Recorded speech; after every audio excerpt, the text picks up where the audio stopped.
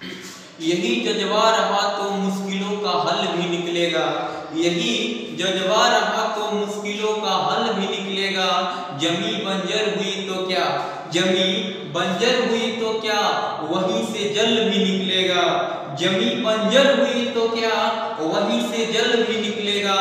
ना हो मायूस ना घबरा अंधेरों से मेरे साथी, ना हो मायूस ना घबरा अंधेरों से मेरे साथी। क्योंकि इन्हीं रातों के दामन से, क्योंकि इन्हीं रातों के दामन से सुनहरा कल भी निकलेगा, सुनहरा कल भी निकलेगा। मेरे बहुत बहुत प्यारे साथियों, मैं अपना YouTube चैनल लाइफ मेकिंग पर आप सभी का बहुत बहुत स्वागत करता हूं। आज की इस वीडियो में मैं संविधान का बहुत ही प्यारा टॉपिक भारतीय संविधान की अनुसूची लेकर के आया हूं। तो चलिए आज हम लोग भारतीय संविधान के अनुसूची के बारे में समझते हैं। तो सबसे पहले तो मूल संविधान में 8 अनुसूची थी। मूल संविधान में 8 अनुसूची थी, 22 भाग था और 395 अनुच्छेद थी। लेकिन अब जाकर अनुसूचियों की संख्या 12 हो गया है। मूल संविधान में हमारा 8 अनुसूची, लेकिन अभी जो है वर्तमान में 12 हो गया है। चलिए पहले हम ये 8 अनुसूची को पढ़ते हैं, उसके बाद 4 अनुसूचियों के बारे में पढ़ेंगे। तो जो प्रथम अनुसूची है उसमें संघ और राज्य का वर्णन है। संघ और राज्य का, यानी हमारे देश में 28 राज्य और 8 केंद्र शासित प्रदेश हैं, उसी के बारे में चर्चा किया गया है प्रथम अनुसूची में। और प्रथम अनुच्छेद में भी और प्रथम भाग में भी इसी के बारे में चर्चा किया गया है, संघ और राज्य। चलिए दूसरी अनुसूची जो है उसमें वर्णन है वेतन, भत्ता और पेंशन। वेतन, भत्ता और पेंशन के बारे में जो उल्लेख किया गया है वो भारतीय संविधान के दूसरी अनुसूची में किया गया है कि राष्ट्रपति का वेतन कितना होगा, उपराष्ट्रपति का वेतन कितना होगा, सर्वोच्च न्यायालय के मुख्य न्यायाधीश का वेतन कितना होगा। तो राष्ट्रपति का वेतन कितना है 5 लाख रुपया प्रति माह और उपराष्ट्रपति का वेतन कितना है 4 लाख रुपया प्रति माह। लेकिन एक बात और यहाँ पे जान लीजिए कि जो उपराष्ट्रपति का वेतन है वो उपराष्ट्रपति के रूप में नहीं मिलता है, वो मिलता है राज्यसभा के सभापति के रूप में। क्योंकि उपराष्ट्रपति जो होता है राज्यसभा के सभापति होता है, तो जो 4 लाख रुपया प्रति माह मिलता है उपराष्ट्रपति को, वो राज्यसभा के सभापति के रूप में मिलता है। चलिए तीसरा अनुसूची जो है उसमें वर्णन है शपथ। शपथ के बारे में वर्णन है कि राष्ट्रपति को शपथ कौन दिलाएगा, उपराष्ट्रपति को शपथ कौन दिलाएगा, यानी जो शपथ का चर्चा किया गया है, उल्लेख किया गया है भारतीय संविधान की तीसरी अनुसूची में किया गया है। चलिए नेक्स्ट चौथी अनुसूची में वर्णन किया गया है राज्यसभा का प्रतिनिधित्व। चौथी अनुसूची में वर्णन किया गया है राज्यसभा का प्रतिनिधित्व कि कौन सी राज्य में कितनी राज्यसभा की सीट होनी चाहिए, ये वर्णन किया गया है चौथी अनुसूची में। चलिए पश्चिमी अनुसूची में वर्णन किया गया है एससी और एसटी के बारे में, यानी अनुसूचित जाति और अनुसूचित जनजाति के प्रशासन का उल्लेख किया गया है 5वीं अनुसूची में, यानी शेड्यूल कास्ट और शेड्यूल ट्राइब। शेड्यूल कास्ट और शेड्यूल ट्राइब यानी अनुसूचित जाति और अनुसूचित जनजाति के प्रशासन के बारे में उल्लेख किया गया है 5वीं अनुसूची में। उसके बाद है 6ठी अनुसूची में वर्णन किया गया है अनुसूचित जनजाति के बारे में, लेकिन इसमें 4 राज्यों को मेन रूप से इसमें वर्णन किया गया है। वो 4 राज्य हैं असम, मेघालय, त्रिपुरा और मिजोरम। असम, मेघालय, त्रिपुरा और मिजोरम। असम, मेघालय, त्रिपुरा और मिजोरम, ये 4 राज्यों में जो अनुसूचित जनजाति हैं उनके बारे में चर्चा किया गया है। चारों राज्य है पूर्वोत्तर के राज्य हैं, 7 सिस्टर का ये चारों सदस्य है, तो चारों एक ही जगह पे चारों पूर्वोत्तर का राज्य है, तो इसको याद रखिएगा असम, मेघालय, त्रिपुरा और मिजोरम। चलिए 7वीं अनुसूची में शक्ति के बारे में वर्णन किया गया है।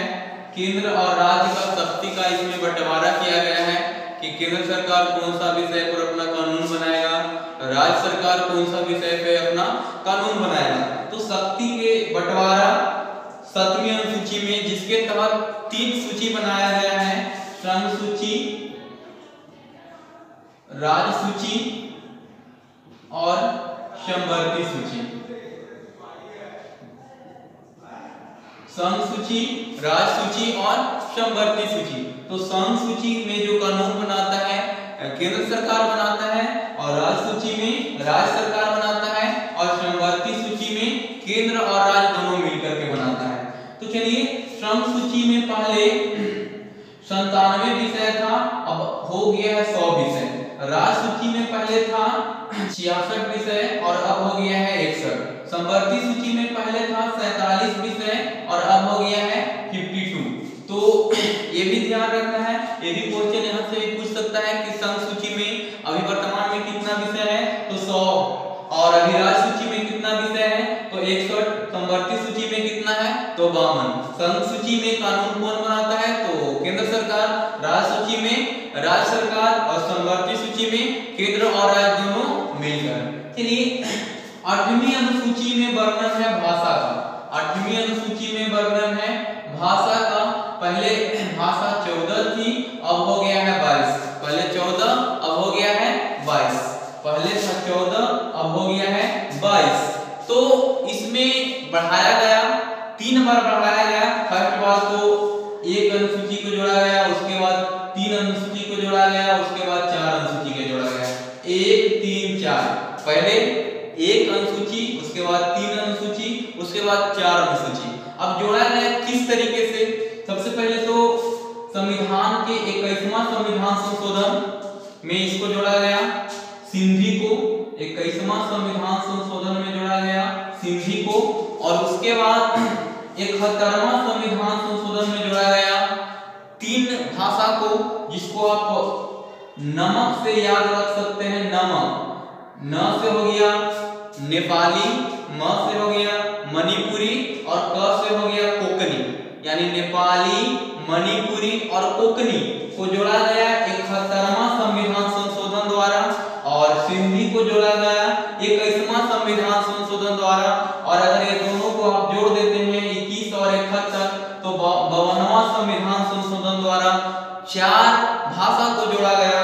उसको आप याद रख सकते हैं महेंद्र सिंह धोनी भाई, महेंद्र सिंह धोनी भाई, यानी M for Maithili, S for सैंथाली, D for Dogri, B for Bodo, यानी मैथिली, संथाली, डोगरी और बोडो को 52वां संविधान संशोधन द्वारा जोड़ा गया 8वीं अनुसूची में। तो पहले था 14, अब हो गया जाकर के 22।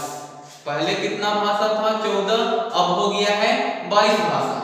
चलिए, अब देखते हैं जो 4 अनुसूची को फिर से संविधान में संशोधन करके लाया गया, क्योंकि मूल संविधान में 8 अनुसूची थी, और फिर उसके बाद अभी वर्तमान में कितना है? 12 अनुसूची है। तो जो 4 अनुसूची को जोड़ कर मैंने संविधान में संशोधन करके लाया गया है, अब उसके बारे में पढ़ते हैं। तो 9वीं अनुसूची जो था, इसमें था भूमि सुधार। भूमि सुधार के बारे में इसको जोड़ा गया अनुसूची में, और ये जो लाया गया था संविधान के पहला संविधान संशोधन द्वारा, पहला संशोधन द्वारा इसको लाया गया 1951 ईस्वी में। भूमि सुधार को 9वीं अनुसूची में जोड़ा गया। संविधान के पहला संशोधन वर्ष था 1951, और इसमें 284 अधिनियम थी। इसमें कितना अधिनियम था? 284। चलिए, इसके बाद सबसे इंपॉर्टेंट है 10वां अनुसूची। इसमें था दल बदल कानून, दल बदल कानून। इसको लाया गया था 52वां संविधान संशोधन, 52वां संविधान संशोधन 1985 में इसको लाया गया था। 52वां संविधान संशोधन 1985 में, और इसमें क्या था? दल बदल कानून, यानी 10 में दल बदल, 10 में दल बदल कानून। इसके बाद 11वीं अनुसूची 1992-93 में 11वीं अनुसूची को जोड़ा गया 1992-93 में 73वां संविधान संशोधन, और इसमें था पंचायती राज व्यवस्था, पंचायती राज व्यवस्था, और इसमें 29 विषय थे, उसमें 29 विषय थी। इसको जोड़ा गया था 73वां संविधान संशोधन, वर्ष था 1992-93। यानी अगर क्वेश्चन पूछ दिया जाए कि भारतीय संविधान के 11वीं अनुसूची में क्या क्या वर्णन है, तो पंचायती राज व्यवस्था।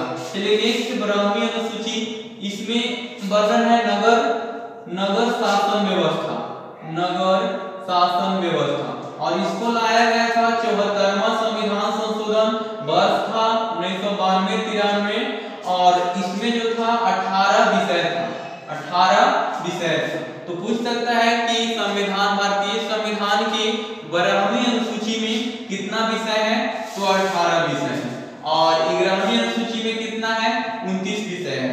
11वीं अनुसूची में क्या वर्णन है, पंचायती राज व्यवस्था। 12वीं अनुसूची में क्या वर्णन है, नगर शासन व्यवस्था।